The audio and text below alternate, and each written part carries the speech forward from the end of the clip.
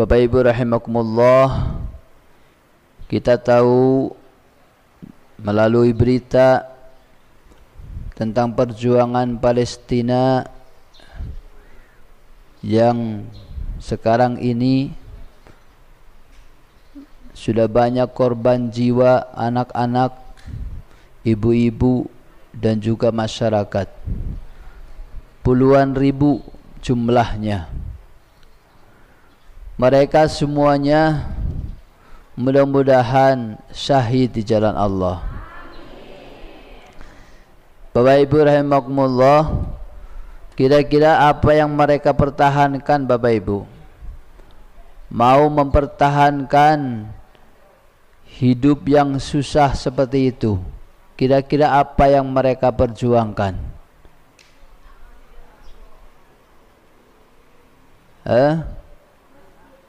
Tidak lain yang mereka pertahankan adalah sebenarnya memperjuangkan agama Islam.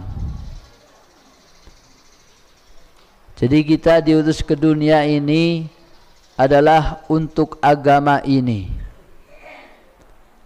Manusia diadakan di dunia ini adalah untuk mengamalkan agama. Siapa yang istiqomah mengamalkan agama, maka akan sukses. Sukses. Dan siapa yang tidak istiqomah mengamalkan agama, itulah yang gagal. Para nabi itulah contoh-contoh manusia-manusia yang istiqomah mengamalkan agama. Para sahabat, para wali-wali Allah itu adalah contoh manusia-manusia yang memperjuangkan agama. Kondisi apapun dari kita, entah jadi raja, orang kaya, orang miskin, kalau mengamalkan agama, kalau dia istiqomah dalam agama, walaupun enggak punya duit sekalipun, insya Allah sukses. Tapi walaupun namanya jadi raja sekalipun, jadi pemimpin, pangkatnya banyak, duitnya banyak, tak mengamalkan agama, maka itulah orang yang gagal hidup di dunia ini. Karena di sini hidup dunia ini adalah tempatnya kita untuk kepayahan, tempatnya untuk berlelah-lelah mengejar atau memperjuangkan agama Islam. Berlelah-lelah. Yang mereka menentang Islam pun mereka berlelah-lelah. Israel, Yahudi, mereka berlelah-lelah untuk menghancurkan Islam. Maka kita pun harus berlelah-lelah untuk menuju Allah.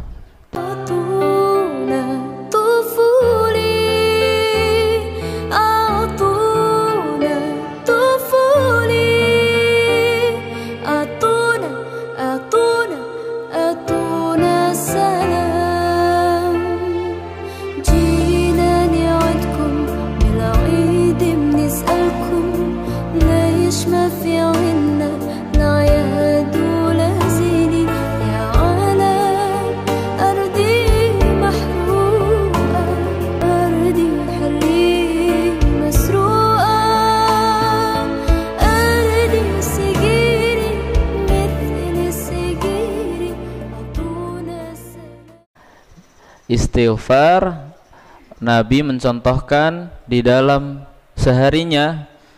Nabi kita, Nabi Agung, Nabi Muhammad sallallahu alaihi wasallam itu yang beliau maksum yang tidak ada dosa. Nabi kita itu nggak punya dosa, karena itu sudah sifat beliau, maksum. Tapi kualitas zikirnya, bapak-bapak dan ibu-ibu sekalian, beliau seharinya zikir istighfarnya berapa kali? Ya, ada riwayat bilang 100 kali. Ada juga yang bilang 70 kali.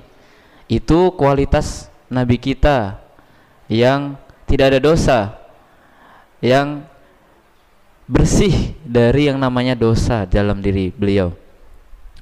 Apalagi kita sebagai umatnya, pengikutnya, yang mungkin sehari ini kita mungkin sudah berbuat kesalahan yang baik sengaja maupun tidak. Seharusnya kualitas di istighfar kita maksimal atau paling minimalnya kita mengikuti Nabi kita, Nabi Muhammad sallallahu alaihi wasallam. Berapa kali tadi istighfarnya Nabi kita? 100 kali. Nah, daripada hari-hari kita diisi waktu yang kosong, maka kita contoh Nabi kita dengan niatan untuk mengikuti Nabi kita, maka insya Allah kita juga akan mendapatkan selain pahala istighfarnya, kita juga mendapatkan karena bentuk cinta kita kepada Nabi kita. Istighfar, bagaimana istighfar ini banyak sudah yang membuktikan keajaibannya, the power of istighfar. Suatu hari dikisahkan dalam kitab, dalam bukunya Imam Al-Jauzi, dikisahkan dalam tema Imam Ahmad. Imam Ahmad adalah salah satu imam 4 madhab yang pada zamannya itu beliau ingin rasa-rasanya ingin berjalan menuju negeri Syam. Negeri Syam itu di mana? Nah, sekarang ini negeri Syam ada 4, yaitu Palestina diantaranya, Yordania, Lebanon, yang satu mana? Ada 4, lupa saya. Itu beliau perjalanan dari kota Baghdad, yakni Irak tepatnya. Nggak tahu rasa-rasanya kenapa tiba-tiba pengen jalan ke negeri Syam. Jalanlah beliau. Kemudian sampai di negeri Syam, sholat zuhur di masjid. Nah, sholat zuhur di masjid, kemudian sampai sore dia isi waktunya dengan membaca Al-Quran. Setelah itu masuk waktu maghrib dan isya, dia pun masih di masjid dan ingin menginap di masjid kota tersebut karena mengingat perjalanan yang jauh dan ingin istirahat. Tak taunya marbot masjidnya mengusir Imam Ahmad. Pak, ya Syekh, wahai tuan, maaf ini nggak boleh untuk menginap di masjid, ini sudah peraturannya. Imam Ahmad pun menego-nego, ternyata nggak boleh nginap di masjid. Kemudian beliau berinisiatif nginap di peleteran masjid ya, di pinggir-pinggirnya. Diketahuilah marbotnya, diusir lagi. Jangan nginap di sini. Ini bukan peraturannya, nggak boleh untuk dibuat menginap. Nah, akhirnya ada tetangga masjid, yaitu penjual roti, pedagang roti, melihat kasihan seorang kakek-kakek kayaknya tertatih-tatih sudah kelelahan, tidak boleh menginap di masjid. Akhirnya berinisiatif, kakek itu disuruh menginap di rumah penjual roti. Lalu dihampirilah, sini Pak, ya Syekh, ya Tuan, nginep saja di rumah saya buat istirahat, gitu kan. Nah, di tengah beliau menginap di rumah penjual roti itu, Imam Ahmad sempat heran. kenapa mulut si pedagang roti ini senantiasa istighfar? Hei, kenapa kamu, bertanyalah Imam Ahmad ke pedagang roti, kenapa kamu istighfar terus itu? Kenapa lidahmu tidak berhenti-berhenti kecuali diisi dengan istighfar? Ya, ini sudah jawab penjual roti, ya ini udah kebiasaan saya, ini udah dari dulu saya suka membiasakan istighfar. Jadi sembari membuat roti, adonan roti, mulutnya pun dibasahi dengan istighfar. Nah, Imam Ahmad tanya lagi, terus apa yang kamu dapat dari kebiasaanmu itu? Nah, jawab si penjual roti itu, saya setiap hajat-hajat saya tidak pernah tidak terjawab, kecuali pasti terjawab, dan apa yang diinginkan itu pasti terturuti, seperti itu.